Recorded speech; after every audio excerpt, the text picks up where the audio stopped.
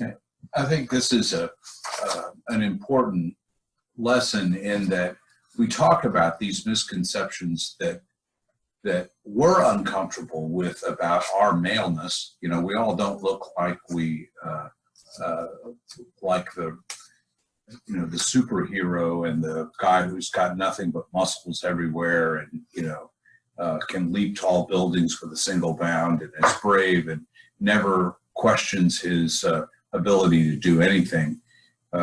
And you look at the mirror image of that, then if there's misconceptions about men, then obviously there's misconceptions about women as well that kind of spark some of the things that we're talking about.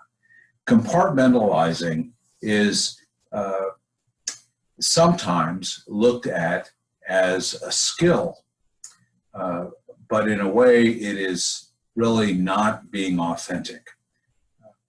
I have a good friend who was a mentor of mine professionally in another field, not in my work with the General Commission, but in another field. He's a great guy and led in ways that was very helpful. But part of his life was a wreck, and it was unprofessional and in some ways unethical.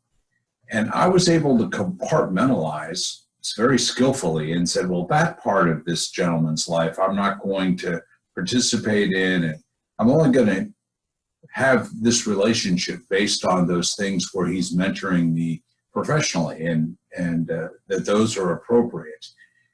That's really not an authentic way of dealing with that gentleman, just like it's not an authentic way for you to deal with other people.